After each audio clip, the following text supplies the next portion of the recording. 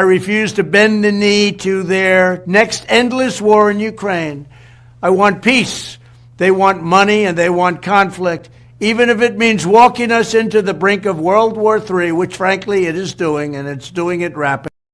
The U.S. will have to send their sons and daughters exactly the same way as we are sending their sons and daughters to war, and they will have to fight because it's NATO that we're talking about, and they will be dying. First, we will keep the military aid flowing and keep increasing the economic pressure on Russia to strengthen Ukraine now. Second, we agreed that any lasting peace must ensure Ukraine's sovereignty and security, and Ukraine must be at the table. Third, in the event of a peace deal, we will keep boosting Ukraine's own defensive capabilities to deter any future invasion. Fourth, we will go further to develop a coalition of the willing to defend a deal in Ukraine and to guarantee the peace. Not every nation will feel able to contribute, but that can't mean that we sit back. Instead, those willing will intensify planning now with real urgency. The UK is prepared to back this with boots on the ground and planes in the air. Together with others, Europe must do the heavy lifting. But to support peace in our continent and to succeed, this effort must have strong US backing. We're working with the US on this point after my meeting with President Trump last week. And let me be clear, we agree with the President on the urgent need for a durable peace. Now we need to deliver together. Finally, we agreed that leaders will meet again very soon to keep the pace behind these actions and to keep working towards this shared plan. We are at a crossroads in history today. This is not a moment for more talk. It's time to act, time to step up and lead, and to unite around a new plan for a just and enduring peace. Thank you. Heard from President Zelensky. He said he does not think that he owes President Trump an apology for what happened inside the Oval Office today. Do you feel otherwise? I do, because you guys don't see. You guys only saw the end. You saw what happened today. You don't see all the things that led up to this. So let me explain. The president's been very clear. He campaigned on this. He thinks this war should have never started. He believes, and I agree, that had he been president, it never would have happened. Now here we are. He's trying to bring an end to this conflict. We've explained very clearly what our plan is here, which is we want to get the Russians to a negotiating table. We want to explore whether peace is possible. They understand this. They also understand that this agreement that was supposed to be signed today was supposed to be an agreement that binds America economically to Ukraine, which to me, as I've explained, and I think the president alluded to today, is a security guarantee in its own way, because we're involved. It's now us. It's our interests. That was all explained. That was all understood. And nonetheless, for the last 10 days, in every engagement we've had with the Ukrainians, there's been complications in getting that point across, including the public statements that President Zelensky has made. But they insisted on coming to D.C. This agreement could have been signed 5 days ago, but they insisted on coming to Washington. And there was and should have been a very clear understanding. Don't come here and create a such scenario where you're going to start lecturing us about how diplomacy isn't going to work. President Zelensky took it in that direction, and it ended in a predictable outcome as a result. It's unfortunate. That wasn't supposed to be this way, but that's the path he chose. And I think, frankly, sends his country backwards in regards to achieving peace, which is what President Trump wants at the end of the day, is for this war to end. He's been as consistent as anyone can be about what his objective is here.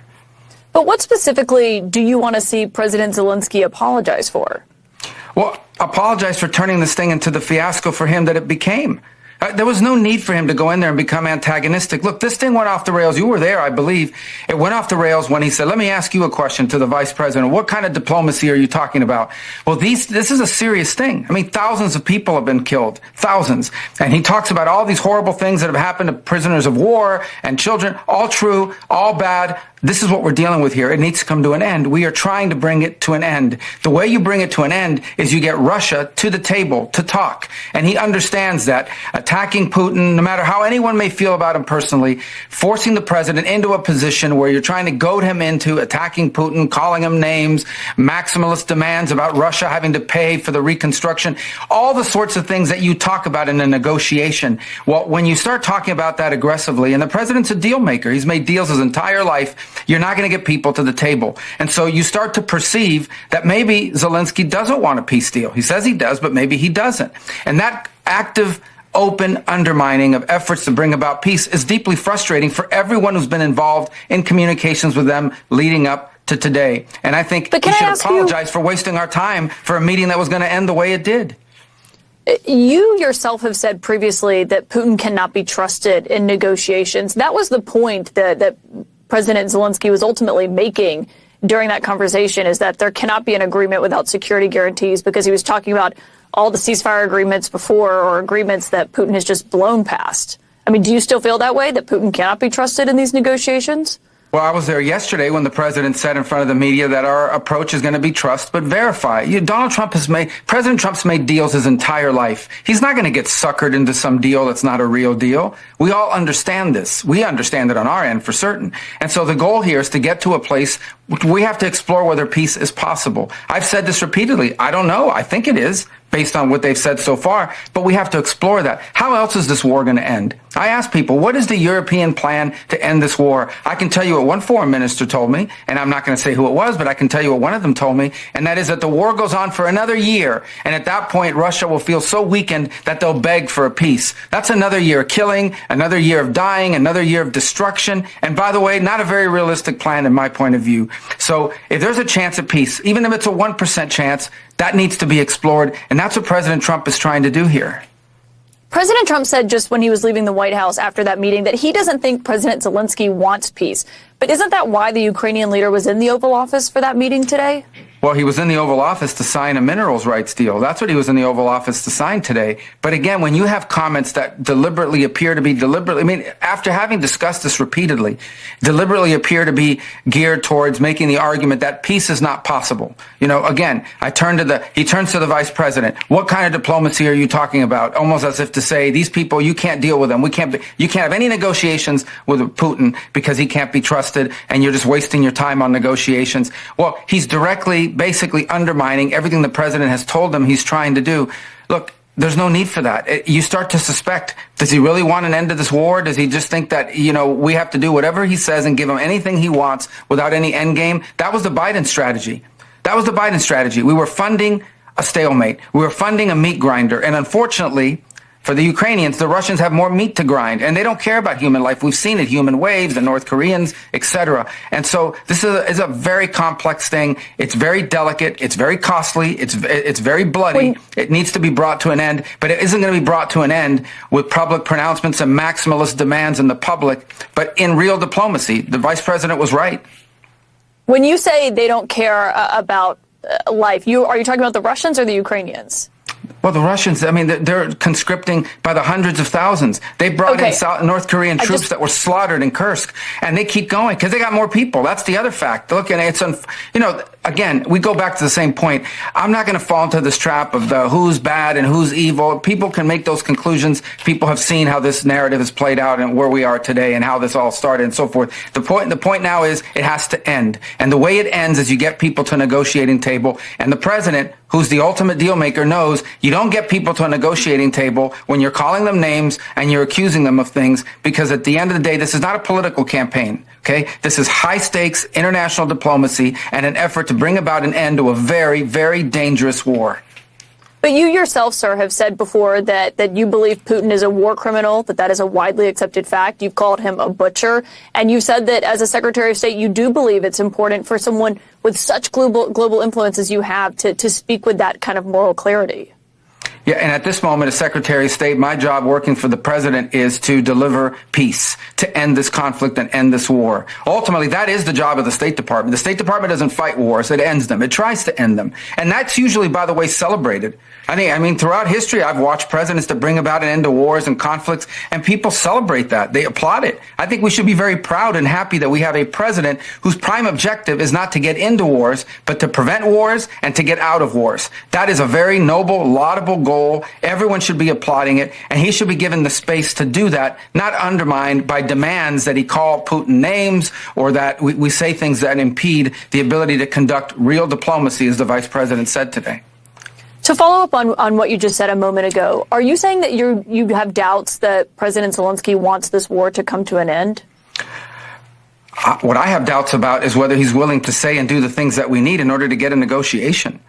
Again, you guys, this has been going on for 10 days. And, to see things in the press saying we're not coordinating with the Ukrainians, that's absolutely false. Over the last 10 days, the Ukrainians have met with the Secretary of Commerce, the Secretary of State, the Vice President of the United States, had a phone call with President Trump, and he was in the Oval Office today. I've talked to the foreign minister of Ukraine 3 times in the last 10 days. The argument that we're not engaging, but yet you keep reading these press accounts about, they're leaving us out. We're not involved. We're not engaged. None of these things are true, and it continues. So all that led up to today in a deep sense of frustration.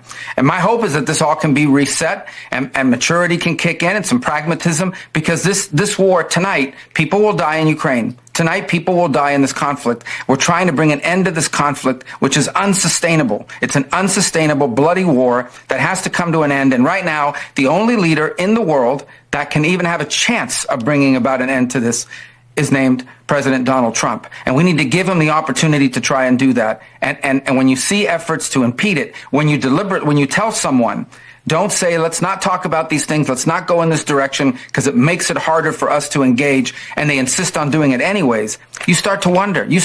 I don't like to impugn people's motives, but you start to wonder what's behind it. So, look, again, let's hope that this can be salvaged, but I'm not sure after today. You don't believe that you're not sure that this can be salvaged? I mean, can this relationship between Zelensky and Trump be repaired in your view? I think anything is possible, but it has to go back to the point that President Trump is interested in being involved in this for the purposes of bringing about an enduring and lasting peace. That's what he wants to achieve.